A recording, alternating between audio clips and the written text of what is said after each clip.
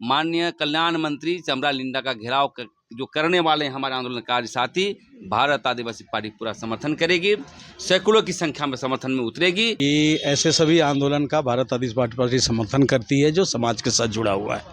और ये धर्मस्थल तो आदिवासियों की धरोहर है, उसकी रक्षा करना हम सबों का संकल्प है और इसीलिए हम लोग उस लड़ाई के साथ हैं। भारत आदिवासी पार्टी के पार्टी कार्यालय में संपन्न हुई, क्योंकि इससे पहले बैठक हुई थी। बैठक के आलोक में हम लोग निम्नलिखित निर्णय लिए गए हैं। पहला कि पूरे पार्टी संगठन को, जिला कमेटी को भंग किया जाता है 3 जिला छोड़ करके, टाटा, रांची और खूंटी। और हम लोग का मई में पूरे व्यापक दौरा होगा, हर जिला वाइज हम लोग दौरा करेंगे सरकार के खिलाफ में, क्योंकि सरकार हमारी रैंप बचा नहीं पा रही है, धर्मस्थली बचा नहीं पा रही है, यहाँ के बेरोजगारों को, आदिवासी मूलवासियों को नौकरी नहीं दे पा रहा है, पलायन बढ़ी है, सब अन्य राज्यों में काम करने के लिए जा रहे हैं, सब गांव में देखिएगा खाली हो रहा, ट्रक जा रहा है बाहर काम करने के लिए, और यहाँ के लोग नशे में चूर है कि हम बहुत बढ़िया सरकार चला रहे हैं। ट्राइबल सप्लान का पैसा डाइवर्सन किया जा रहा है और ज़मीन लूट में डेली हत्याएं हो रही है। कल आपको गोली मार देगा कोई नहीं पूछेगा, कल हमको मार देगा कोई नहीं पूछेगा। 2 लाख में जो है 1 लाख में आदमी हत्या हो जा रही है। अरे लॉ एंड ऑर्डर ख़त्म है।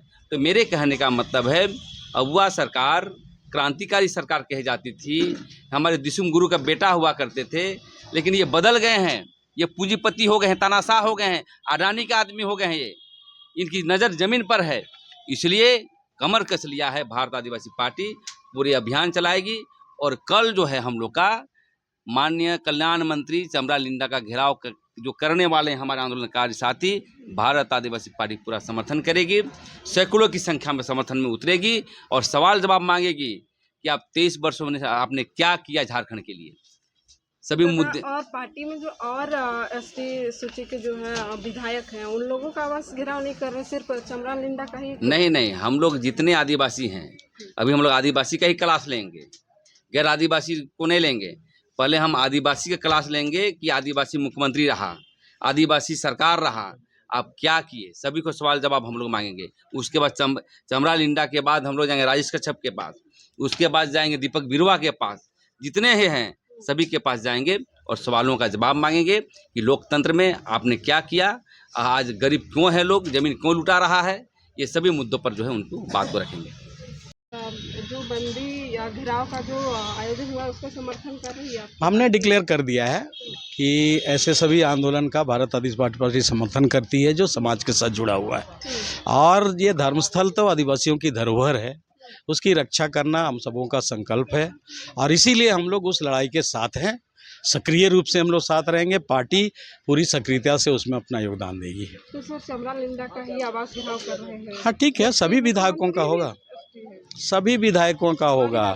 ये बताना है जनता के बीच में कि जिस जनप्रतिनिधि को हम लोगों ने भेजा है विधानसभा में, उसकी जिम्मेवारी क्या है।